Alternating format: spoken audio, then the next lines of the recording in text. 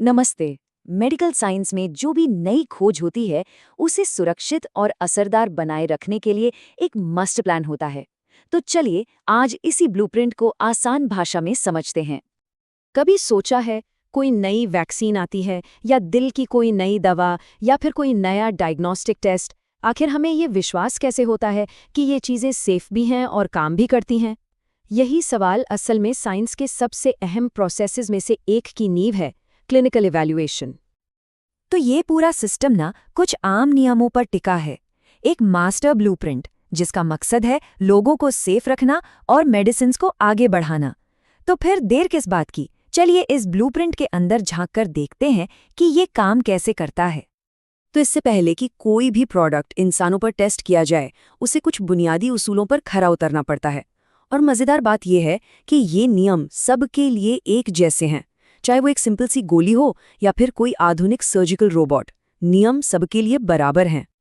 इस पूरी प्रोसेस की जड़ में 3 अहम एथिकल पिलर्स हैं, मतलब 3 ऐसे उसूल जिन्हें कभी नज़रअंदाज नहीं किया जा सकता। पहला है रिस्पेक्ट फॉर पर्सन्स, यानी जिसके ऊपर टेस्ट हो रहा है उसकी पूरी मर्जी और जानकारी के साथ सहमति होनी चाहिए। दूसरा है बेनिफिसेंस, इसका मतलब सिंपल है, फायदे हमेशा नुकसान से ज्यादा होने चाहिए। और तीसरा जस्टिस, मतलब ट्रायल में हिस्सा लेने वाले लोगों का चुनाव बिल्कुल फेयर तरीके से होना चाहिए। अब आते हैं एक बहुत ही इंटरेस्टिंग चीज पर, डेटा इंटेग्रिटी। सुनने में थोड़ा टेक्निकल लगता है, पर इसका मतलब सीधा सा है, जो भी डेटा इकट्ठा किया जा रहा है वो 100% भरोसेमंद होना चाहिए। इसके लिए एक प्रिंसिपल है, ALCOA+। इसके मुताबिक हर डेटा पीस का पता होना चाहिए कि उसे किसने रिकॉर्ड किया, वो साफ साफ पढ़ा जा सके, सही समय पर रिकॉर्ड हो, ओरिजिनल हो और बिल्कुल एक्यूरेट हो। मतलब डेटा ऐसा हो कि उस पर कोई उंगली न उठा सके। तो ये सारी बुनियादी बातें मिलकर एक मजबूत सेफ्टी नेट बनाती हैं। इसमें क्या क्या आता है? एक सॉलिड साइंटिफिक प्लान, एक ऐसी एथिक्स कमेटी जो किसी के दबाव में ना हो, इंसानों पर टेस्ट से पहले सेफ्टी का प्रूफ, और हाँ, पूरी ट्रांसपेरेंसी, मतलब सब कुछ खुला और साफ हो। और सबसे अहम, ट्रायल में हिस्सा लेने वालों की सुरक्षा, और ये देखना कि उसमें समाज के हर तबके के लोग शामिल हों। अच्छा, एक सवाल उठता है, अगर नियम सबके लिए एक जैसे हैं, तो फिर एक दवा, एक मेडिकल डिवाइस और एक वैक्सीन को टेस्ट करने का तरीका अलग-अलग क्यों होता है? ये ब्लूप्रिंट आखिर बदलता कैसे है? यहाँ देखिए, इससे सारी कहानी साफ हो जाती है। जो एथिकल फाउंडेशन है वो तो सेम है, लेकिन प्रोडक्ट के हिसाब से मंजिल तक पहुंचने का रास्ता बदल जाता है। जैसे ड्रग्स के लिए सबसे जरूरी है सेफ्टी और एफिकेसी साबित करना, मेडिकल डिवाइसेस के लिए परफॉर्मेंस और यूजेबिलिटी, और वैक्सीन्स के लिए उन्हें यह साबित करना पड़ता है कि वो बड़े पैमाने पर लोगों को इन्फेक्शन से बचा सकती हैं। चलिए पहले ड्रग्स की बात करते हैं। इनका सफ़र आमतौर पर 4 फेजेज़ में होता है, एक के बाद एक सीढ़ियों की तरह। एक फेज़ पूरा होने पर ही अगला शुरू हो सकता है। फेज़ 1 में छोटे ग्रुप पर सिर्फ सेफ्टी चेक होती है। फेज़ 2 में थोड़े बड़े ग्रुप पर देखा जाता है कि दवा काम कर रही है या नहीं। फेज़ 3 में हज़ारों लोगों पर इसकी एफिकेसी को कंफर्म किया जाता है। और फेज़ 4 वो मार्केट में आने के बाद भी चलता रहता है, लॉन्ग टर्म सेफ्टी देखने के लिए। अब आते हैं मेडिकल डिवाइसेस पर। यहाँ फोकस थोड़ा अलग है। यहाँ इंजीनियरिंग, परफॉर्मेंस और इस बात पर जोर होता है कि कोई उसे आसानी से और आराम से इस्तेमाल कर पाए। इसके लिए ISO 14155 जैसे इंटरनेशनल स्टैंडर्ड्स फॉलो करने पड़ते हैं। और अगर डिवाइस में सॉफ्टवेयर है, जैसा आजकल होता है, तो फिर साइबर सिक्योरिटी और यूजेबिलिटी, यानी इस्तेमाल में आसानी, इस पर खास ध्यान देना पड़ता है। और डायग्नोस्टिक टेस्ट का क्या, जैसे ब्लड टेस्ट या कोई और जांच?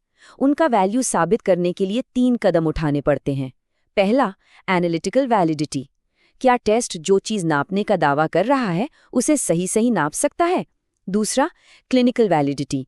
क्या उस नाप का किसी खास बीमारी से कोई लेना देना है? और तीसरा, सबसे अहम, क्लिनिकल यूटिलिटी। क्या इस टेस्ट को इस्तेमाल करने से आखिर में पेशेंट को कोई फ़ायदा होता है? तो इतनी मेहनत के बाद जब किसी प्रोडक्ट को अप्रूवल मिल जाता है तो ये एक बहुत बड़ी जीत होती है। लेकिन कहानी यहाँ खत्म नहीं होती। असल में सेफ्टी के प्रति जिम्मेदारी तो यहाँ से और बढ़ जाती है। और ये बात समझना बहुत जरूरी है, अप्रूवल मिलना फिनिश लाइन नहीं है, ये तो एक नई शुरुआत है। निगरानी यानी मॉनिटरिंग उस प्रोडक्ट की पूरी लाइफ चलती रहती है। इस लगातार मॉनिटरिंग से ये पक्का किया जाता है कि जब लाखों लोग उस प्रोडक्ट को रियल वर्ल्ड में यूज कर रहे हैं, तब भी फायदे और नुकसान का बैलेंस ठीक है या नहीं। इसके लिए पोस्ट मार्केट सर्वेलेंस की जाती है, मतलब मार्केट में आने के बाद डेटा कलेक्ट करना, रियल वर्ल्ड एविडेंस देखा जाता है और रेगुलेटरी अथॉरिटीज को time to time safety reports भी दी जाती हैं। तो इस पूरे ब्लूप्रिंट को समझने के बाद आखिर वो कौन सी अहम बातें हैं जो हमें हमेशा याद रखनी चाहिए? चलिए एक नजर डालते हैं। देखिए, इस पूरे ब्लूप्रिंट का निचोड़ इन 4 पॉइंट्स में है। नंबर 1, एथिक्स फर्स्ट, उसके साथ कोई समझौता नहीं। नंबर 2, डेटा इज किंग और वो हमेशा भरोसेमंद होना चाहिए। नंबर 3, हर प्रोडक्ट का सफर अलग है, one size fits all approach नहीं चलता। और नंबर 4, सेफ्टी एक लाइफ टाइम कमिटमेंट है, अप्रूवल के बाद खत्म होने वाली चीज नहीं। यही 4 स्तंभ हैं जो ये सुनिश्चित करते हैं कि मेडिकल साइंस में नई खोजें भी हों और पेशेंट की सेफ्टी भी बरकरार रहे। तो ये सब हमें आखिर में एक बड़े सवाल पर ला कर खड़ा कर देता है। आजकल मेडिसिन बहुत पर्सनलाइज्ड और डिजिटल होती जा रही है। ऐसे में सेफ्टी का ये जो ब्लूप्रिंट हमने समझा, वो आने वाले कल की नई चुनौतियों का सामना करने के लिए खुद को कैसे बदलेगा।